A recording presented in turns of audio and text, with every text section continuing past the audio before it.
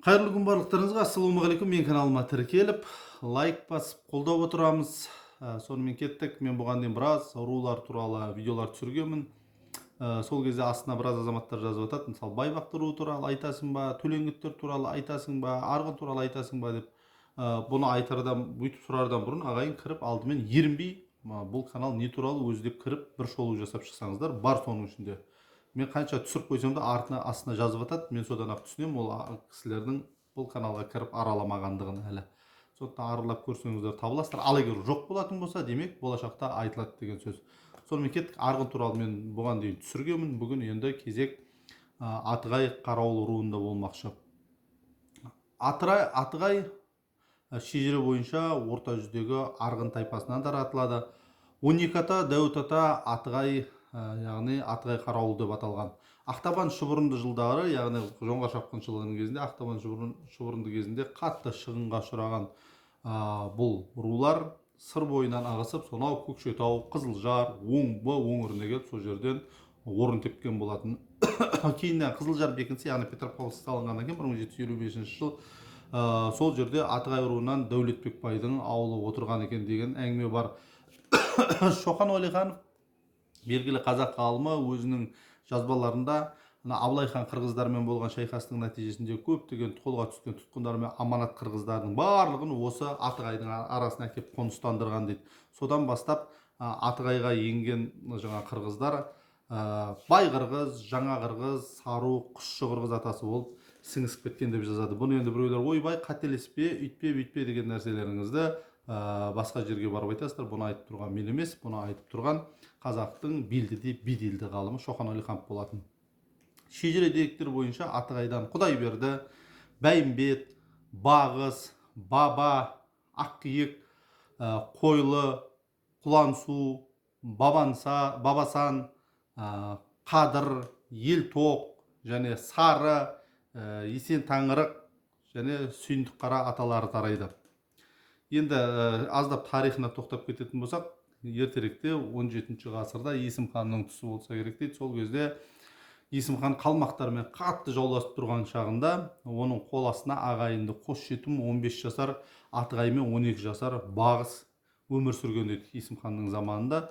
Бір күні сол жаңағы Атығай жаңағы жау аттанған азаматтарға еріп қалмақтарға қарсы жорыққа шығады. Ол жаумен шайқаста өзінің ептілігімен, батырлығымен көзге бірден түседі. Ақбоз атқа мінген Атығай қолынан найза іліп, Атығайлап ұран тастап жаудың ортасына бұза жарып кіреді ғой. Аңыз әңгімелер бойынша сол кезде жаңағы ертеректе жаудың ортасында туын жықпай ұстап тұратын батырлар болған. Мықты батырларға, яғни кез келген хан өзінің туын сеніп тапсыратын болған. Қазақта мысалы сондай ту ұстаған ірі батырлардың бірі қазақ туын ұстаған Шапырашты Наурызбай болатын. Сондай ірі батырлардың бірі жаудың туын ұстап тұрған, соны Атығай батыр қылышпен шауып түсірген дейді. Ту құлағанын көргеннен кейін жау кейін қарай жеңілдіктеп шегінген екен. Атығайдың осы ерлігіне риза болған Есім хан оны өзінің ордасына шақырып алады да батасын беріп, және Дәуіттен тараған 12 ру бұдан былай Атығай аталсын деп бұйырған екен деген аңыз әңгіме бар. Осылай енді Атығай руы 400 жылдан астам уақыт өтсе де, әлі уақытқа дейін өзінің жаңағы атауын сақтап келе жатыр. Енді аңыз мазмұнынан Дәуіт бабаның өзі мен ұрпақтарының Атығайдан бұрын болған, яғни Атығай деп Дәуіттің ұрпағына берілген атау екендігін түсінуге болады. Бұл енді аңыз дерек қой. Қазақ ру тайпалары атты жаңағы атты кітаптың, тарихи кітаптың 9-шы томының Арғын атты 3 кітаптан тұратын топтаманың 3-шісіне енгізілген болатын. Бұны 1898 жылы ел аузынан жазып алған белгілі қазақтың бір туар азаматтарының бірі Алашорданың төрағасы болған Әлихан Бөкейханов болатын. Сол жерде ол келесідей қорытынды жасайды, яғни аңызға қарағанда дейді, тайпаның негізін салушы Атығайдың өзі емес дейді. Атығай бар болғаны бірнеше рулардың жиынтық атау болғанын жаңағы белгілі қазақ азаматы Әлихан Бөкейханов көрсетіп кеткен болатын. Ол келесі рулар жатады дейді. Ол Атығайға Баба, Бағыз, Майлы, Балта, Бабасан, Құдайберді, Бәйімбет, Сүйіндік-қара, Аққиық, қойлы атығай, құлансу, қадыр, атығай дейді. Енді атығайдың өзінің кіндігінен, яғни өзінен 4 бала болған дейді: Баулық, Матай, Шаға және Жауғашар атты. Енді жоғары аңызға сәйкес келетін кезеңде Атығай руына тек Дәуіт атаның балалары ғана жатады. Сол кезде, яғни Есім хан заманында Дәуіттің қай балалары өмірге кешіп жатқанын енді нақтылау керек болады. Айналып келгенде сол кезде өмір сүргенін, Дәуіттің сол кезде өмір сүрген балалары Қалқаш батыр, Есен аман, Игісәт, Сүгір, Назар, Бабасан, Тоғанас, Асты, Қара батыр, Сасық. Енді бүгінгі таңда Атығай 12 ата болып таралса, жоғарыда көрсетілген кезеңде аталар саны енді 10 болған. Енді қараңыздар, Атығай мен Бағысты жаңа құрылған руға қосып есептесе, онда 12 шығып қалады. Уақыт өте келе Атығай ру құрамы өзгеріске ұшырайды. Мысалы, қазіргі кезде 12 ата Атығайға Дәуіттің немерелерінің есімдеріне байланысты рулардан құралғандығын байқауға болады. Солардың екеуі Құдайберді мен Бәйімбет болатын. Ал олар Қалқаш батырдың 2 баласы, яғни ал Атығай Бағыс баба болса, Есен аман балалары. Атығайды Қарасопыдан тарату шежіре үлгілерінің басым көпшілігінде кездеседі, яғни Бұл пікірді ең алғаш рет айтқан, тек қана айтып қойған жоқ, оны зерттеген сол 19 ғасырда қазақ даласына келген белгілі орыс ғалымы Потанин болатын. Атығайды Арғын тайпалық одағына жататын Момыннан тарайтын Қарасопыдан өріктіп, және оның 12 рулы Дәуіт Атығай деп аталатындығында айтып өткен осы кісі болатын. Сонымен бірге Потанин Атығай тайпасының ұранын Ошпай деп көрсетіп кеткен. Атығай тайпасы болып 17 ғасырдан бастап аталса, одан бұрын қалай аталғандығы жөнінде енді дерек жоқ, нақты ойбай мынандай деп аталған деген ешқандай дерек жоқ. Қазақ Совет энциклопедиясында қазақ шежіресіне қатысты мақалада арғынның өсіп-өнуі келесідей аталынады, яғни арғынның бірінші бәйбішесі Ергүлден Мирам, оның балалары Қуандық, Сүйіндік, Бегіндік, Шегіндік, Қаракесек, Бесмирам. Қыздан туған жиені Тарақты, яғни арғынның ноқтағасынан алады. Бір деректерде оны орта жүзінде ноқтағасы деп айтқан кісілер болған. Екінші бәйбішесі Момыннан төртеу, яғни Ақсопы, одан Қанжығалы, Тобықты, Қарасопы, одан Бәсентиін, Қарауыл, Қарасопы, одан Атығай, Тәнбісопы, одан Саржетім, Шақпақ. Момыннан тараған бұл ұрпақ Атығай, Бәсентиін, Қарауыл, Қанжығалы, Тобықты, Шақшақ, Саржетім. Қазақта бұл осы жетеуді желкілдеген жеті момын деп атап кеткен болатын. Одан әрі энциклопедияда ғылыми жағынан көзге ерекше түсетін жай арғын тайпасының елдік төл аты ежелгі заманда жасаған ғұн елінің атын еске түсіреді. Енді Атығайға 12 арыс Құдайберді, Бәйімбет, Баба, Моныс, Бабасан, Бағыс, Аққиық, Құлансу, Қойлы, Есен Танырақ, Майлы Балта, Жауғаш елдері кіретті. Осында енді кірет деп көрсетілген. Енді белгілі қазақ ғалымы Мұхамеджан Тынышпаевтың да зерттеуі бар. Енді ол зерттеуінде Мұхамеджан Тынышпаев айтады, Атығай тайпасы Момыннан тарайтындығы, ал ол өз ішінде 12-дан тұратындығын көрсеткен болатын. Оларға Баба, Бағыс, Бабасан, Сүйіндік, Бәйімбет, Қойлы, Атығай, Құдайберді, Құлансу, Аққиық, Қара, Майлы, Балтаны жатқызған болатын. Атығай сөзінің шығуының өзін талдаған белгілі қазақ азаматы Әлихан Бөкейханов жазып алған аңыздың, енді сол Әлихан Бөкейханов жазған аңыздың шындыққа бір табан жақын екендігін байқауға болады. Біріншіден, Атығай этнонимі жеке дара адамның есімі, яғни ол 17 ғасырда өмір сүрген реальны тұлға, тарихи тұлға. Екіншіден, тайпаның жаугершілік заманда қолданатын бірнеше ұраны болған. Негізі бүкіл арғынның ұранын барлығымыз білеміз, ол Ақжол болатын. Ал соғыс кезінде атығайлықтар мысалы біресе Атығай, енді бірді Ошыбай деп жауға шапқан кездер болған. үшіншіден Атығай тайпасы Дәуіттен тарайтын 12 рудың негізінде құралған. Оларға Баба, Бағыс, айтып кеткенімде Ақкиық, Қойлы, Құлансу, Құдайберді, Бабасан, Майлы, Балта, Қадыр, Бәйімбет, осы Атығай рулары жатады. Қазақтың тағы да бір көрнекті жазушыларының бірі Сәбит Мұқанов. Мысалы, Сәбит Мұқановтың баласы 1974 жылғы орысша еңбегінде Алматы баспасынан шыққан «Расселение казахского народа и племенной состав среднего жузда» атты кітабында Атығайды Дәуіттің тоғын бәйбішесіне және Бегім тоқалынан таратып екіге бөледі. Бегім бірлестігіне Есенаман, Игісай, Қалқаш, Есаманнан Баба, Бағыс, Игісайдан Ақкиық, Қойлы, Атығай, Қалқаштан Құдайберді мен Бәйімбет таратады. Сонымен Атығай тайпасын құрайтын Бегім рулар бірлестігі Баба, Бағыс, Атығай, Қойлы, Ақкиық, Құлансу, Құдайберді, Бәйімбет рулары жатады делінген. Енді тоғын бірлестігіне Бабасан, Майлы, Балта, Қадыр көрсетілген. Кітапқа сәйкес енді қара сопы, сары сопы, Елемес, Дәуіт, Қалқаш болып келеді. Бірақ әлі жаңағындай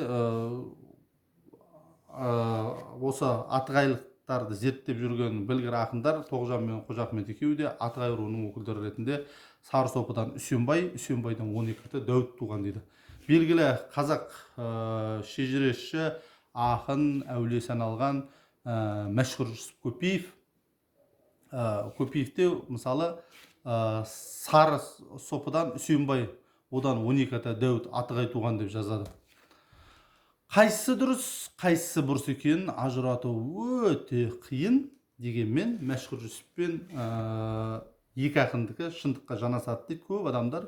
Сондықтан солардікін дұрыс деп айтқан, дұрыстау болатын шығар дегенде. Қазақ ру тайпаларының тарихында Атығайдың кіндігінен Баулық, Матай, Шаға жауғаса туған делінеді. Ендеше Атығай Дәуіт баласы керісінше болуы мүлдем мүмкін емес деп тұжырым жасауға толық болады дейді. Атығай арғынның өзі үлкен ру. Қазақ халқының ішінде ең көп ру ол арғын болатын. Енді осы сондықтан Атығай руын бөліп айтқан дұрыс, өйткені оның өзі де ұзақ кәдімгідей тарих болды айтқанымыздың өзі. Енді келесідей бұл рудан да қазақ азаматтары көп шыққан, қазақ халқына пайдасын тигізген, қазақ халқының өсіп өркендеуіне өзінің үлесін қосқан азаматтары көп болған. Олар мысалы көп айтатын болсақ, Қожа Ахмет Балахмет сынды азамат болған, ғалым Толыбай батыр, бәріміз білеміз Толыбай батырды. Байкен Ашимовты білмейтін адам жоқ шығар. Енді социалистік еңбек ері, қоғам қайрат, мемлекет қайраткері болған кісі, министр болған кезінде қазір Алматы қаласында бұл кісінің атында көше бар. Ерлан Досмағамбетов деген азаматтар болған болатын. Мағауия Алазов, Мәркен Ахметбеков деген сияқты азаматтар болған. Қадыр Ахметов, Азамат Әмірин деген азаматтар да осы Атығайдан шыққан болатын. Серік Біләлов, Осман Рустамбек Байжігітов деген генерал-майор да шыққан болатын. Мұқаш Елеусізов сияқты Бәйімбеттен тарайтын азаматтар да болған Атығайдың ішінде. Ислам Зікібаев, Ысқақ Ыбыраев сияқты Ұлы Отан соғысының ардагерлері, Мүтәліп Қанғожин,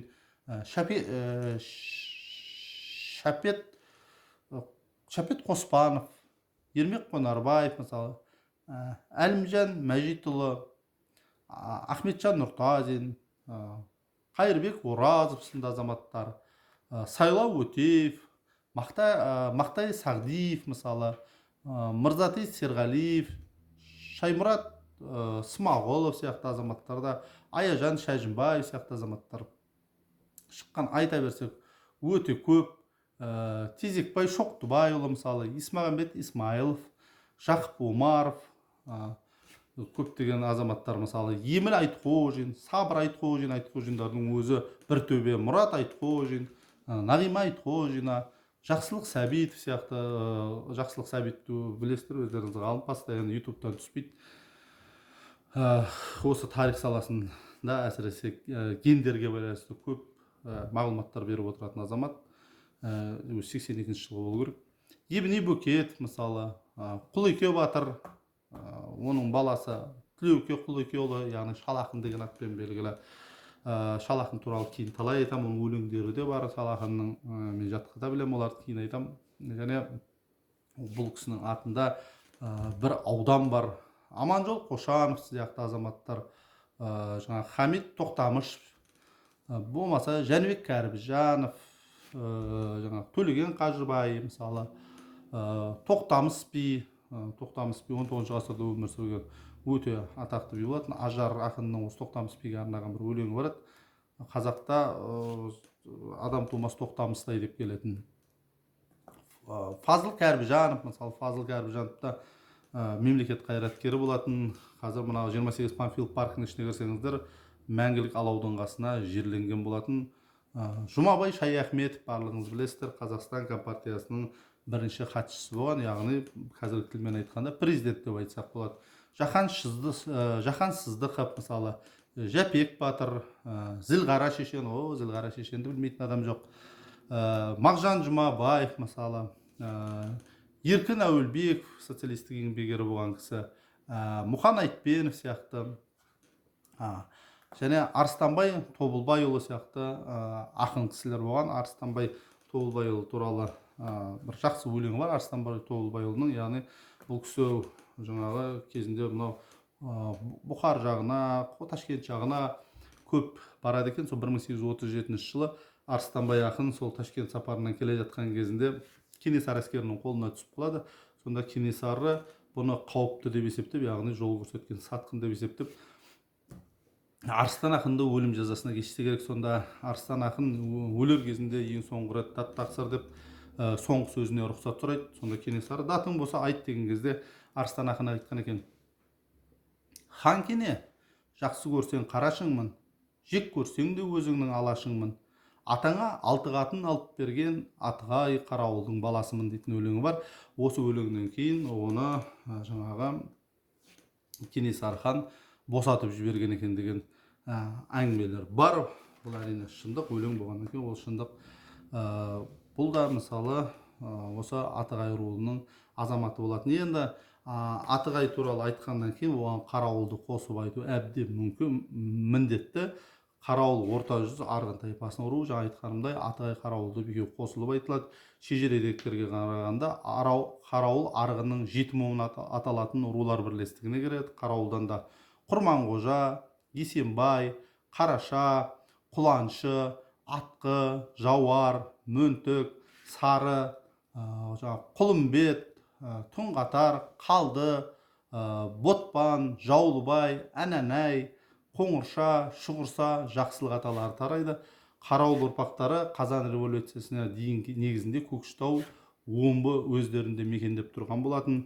Бұл кісілерден де қазақ халқына үлкен еңбегі сіңген атақты азаматтар өте көп шыққан. Олардың бірегейі, мысалы айтатын болсақ, белгілі қазақ әншісі, сазгер Ақан серіні айтсақ болады. Бұл Есенбай атасынан тарайды. Айдархан Тұрлыбаевты айтсақ болады. Шөмек атасынан тарайды. Мысалы Қанай Құттымбетұлын айтсақ болады. Қараша атасынан тарайды. Қанай Құттымбетұлын, Қанай биді де білмейтін адамдар жоқ шығар. Кезінде мына Төле би қайтыс болғаннан кейін өзі өлгенге дейін, яғни 1785 жылға дейін Ташкентте дербес билеген азамат болатын. Болмаса Шахмет Құсайынов деген Кәкімбек Салықов қожымнан тараған болатын. Ол белгілі қазақ сазгері Үкілі Ыбырай деген атпен белгілі болған. Ыбырай Есенбайдан атасынан тарайтын белгілі қазақ батыры, Кеңес одағының батыры, академик ғалым Мәлік Ғабдуллин Қарашадан болатын. Батыр Төлегұлы Есенбайдан болса, белгілі Абылай ханның ең сенімді батырларының бірі Баубек батыр, Орынбай Бертағұлұлы Жаулыбайдан болатын. Мұса Асайынов болатын, мысалы Баян Жаңғалов болатын, Қарашадан болатын. Мәди Хасенов болатын. Балташ Тұрсынбаев болатын, Жаулыбай. Еркебұлан Нашаров, мысалы Күши. Мәмбетәлі Сердалин, Науан Хазірет, мысалы, және Қалақ Батыр Қылдыдан болатын. Қалақ Батыр да 17 ғасырдағы қазақтың атақты батырларының бірі, Салқам Жәңгірдің заманында өмір сүрген болатын.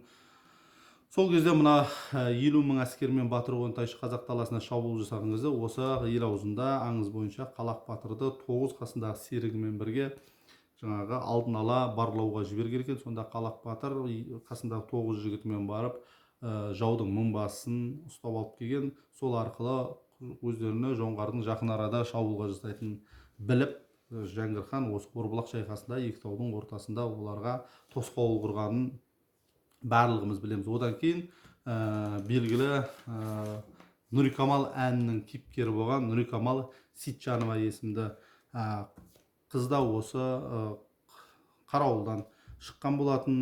Ол әнді барлығымыз білеміз, Нұрикамал деген әнді. Оның тарихы да жақсы білеміз.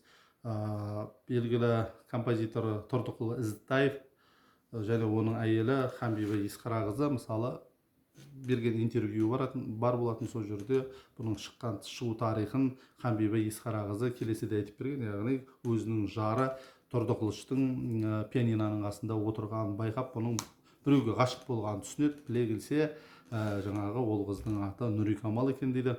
Бұл менен қай жері артық деп ойладым дейді. Содан кейіннен ол қызды көрген кезімде ол қызға ғашық болмауға мүмкін емес екенін түсіндім дейді. Бірінші кезде әйелдің эгоисттігін ұстағанмен, кейіннен ол күйеуінің оған ғашық болуына үлкен түсіністікпен қараған. Әрине күйеуді ғашық болдым деп соңынан еріп кетпеген ол қыздың, бірақ шынымен де оған жан тәнімен ғашық болған екен. Мынандай қызға ғашық болмау мүмкін емес деп Ханбибі апамыз жаңағы күйеуіне осы Нұрикамалға сөзін шығарып береді ғой. Өзі ақын кісі болған, сөзін жазған болатын. Әні жаңағы Тұрдықұл Ізтаевтың өзінікі болатын. Сөйтіп жазып әкеп береді, міне деп алдына берген екен. Кейіннен ол өлеңнің атының өзін Нұрикамал қалдыруына барлық күшін салған осы қазақтың ақылды әйелдерінің бірі Ханбибі Есқарақызының өзі болатын. Күйеуін сонша қызғанбай ақ осылай осы керемет әннің туына септігін тигізген.